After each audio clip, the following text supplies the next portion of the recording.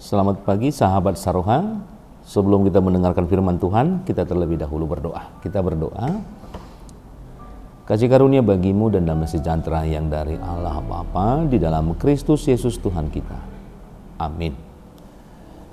Sahabat Saroha yang dikasihi Tuhan kita, firman Tuhan yang menjadi nat renungan kita untuk pagi hari ini tertulis di dalam Daniel pasal yang ke-11 ayat yang ke-32. Demikian firman Tuhan. Dan orang-orang yang berlaku fasik terhadap perjanjian akan dibujuknya sampai murtad dengan kata-kata licin. Tetapi umat yang mengenal Allahnya akan tetap kuat dan akan bertindak. Demikian firman Tuhan. Sahabat Saroha yang dikasihi Tuhan kita Yesus Kristus, nats kita pada pagi hari ini adalah sebuah janji dan juga sebuah tantangan yang sangat relevan di tengah-tengah kehidupan kita di era yang modern ini. Daniel menubuatkan masa-masa di mana kejahatan akan mencoba menyusup dan tentu terus-menerus berusaha untuk merusak iman orang-orang yang percaya. Dalam hal ini ada dua kelompok orang yang digambarkan di dalam nats kita. Yang pertama adalah orang-orang yang berlaku fasik dan tergoda oleh kata-kata yang licin. Ini adalah mereka yang mudah dipengaruhi oleh janji-janji palsu yang disampaikan kepada mereka. Bukan kata-kata yang membangun, bukan kata-kata yang memberikan sebuah jaminan, tetapi mereka tergoda oleh sebuah janji-janji palsu, bujukan yang manis dan ideologi yang bertentangan dengan firman Tuhan. Kata-kata licin di sini menggambarkan tipu daya yang halus dan menyesatkan, yang seringkali terlihat baik di permukaan tetapi merusak dari dalam. Mereka yang tidak berpegang teguh tentunya pada perjanjian Tuhan akan semakin mudah untuk dijatuhkan.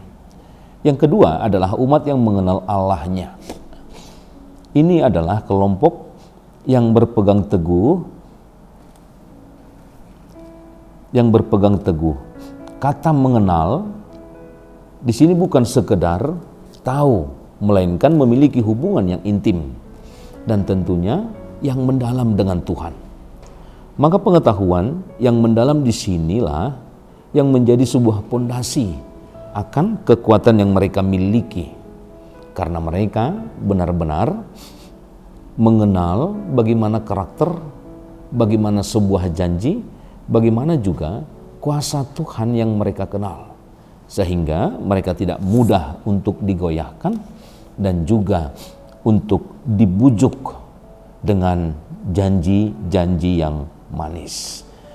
Ayat ini menyimpulkan dengan hasil yang berbeda dari kedua kelompok tersebut, yaitu satu dirayu dan jatuh, sedangkan yang lain akan tetap kuat dan akan bertindak. Oleh karena itu, sahabat Saroha yang dikasihi Tuhan kita Yesus Kristus, maka kita akan melihat bagaimana respon daripada orang-orang yang tetap kuat dan bertindak.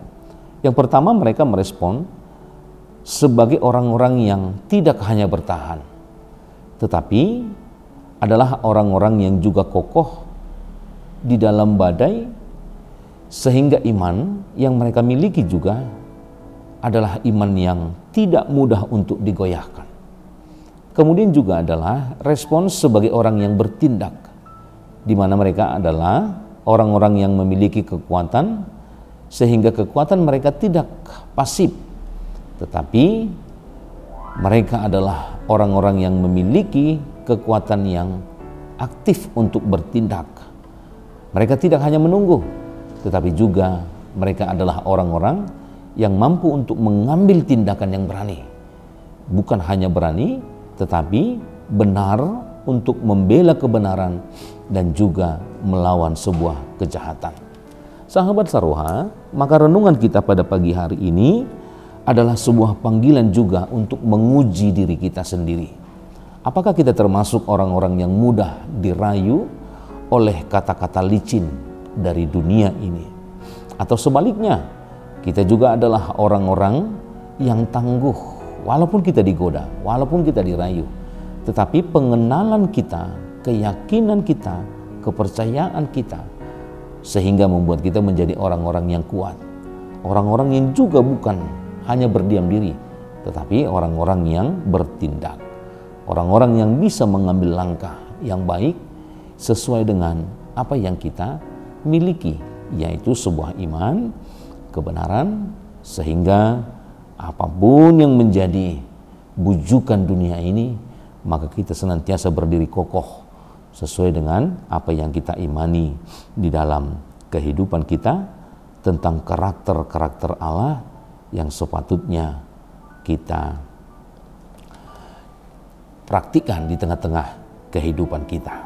Nah, sahabat Saruha yang dikasihi Tuhan kita Yesus Kristus, oleh karena itu nats kita juga menekankan kepada kita, bagaimanakah kita mengenal Allah sehingga kita bisa semakin memiliki kekuatan, sehingga kita semakin dimampukan untuk tetap kuat dan berani bertindak di dalam kebenaran dan bagi kebenaran di tengah-tengah kehidupan kita.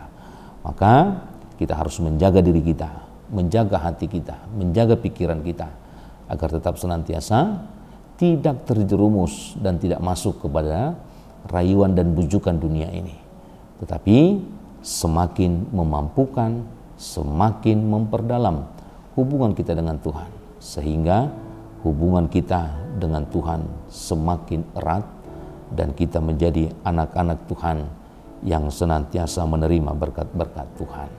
Tuhan Yesus memberkati. Amin. Kita berdoa. Bapa di surga, terima kasih Tuhan buat firman Tuhan yang sudah kami dengarkan untuk hari ini.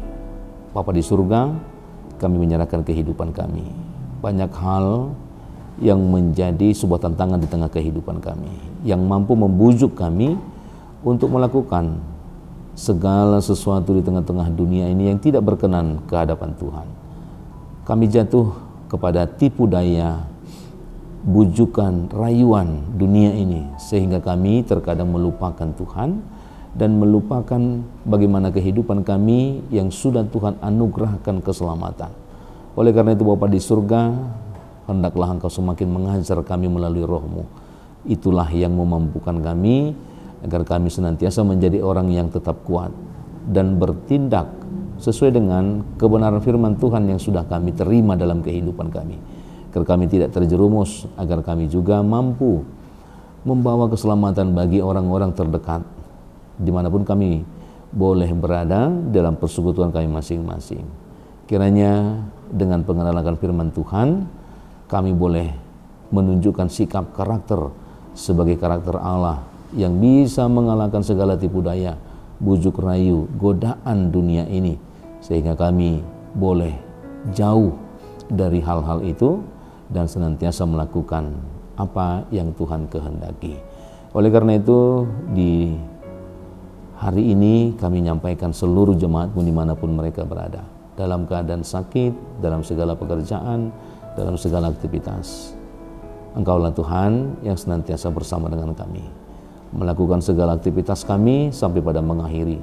Kiranya Tuhan yang memampukan kami. Jemaatmu yang dalam keadaan sakit, kiranya Tuhan senantiasa memberkati mereka apapun menjadi proses untuk mendapatkan kesembuhan, apapun yang boleh mereka makan untuk mendapatkan kesembuhan.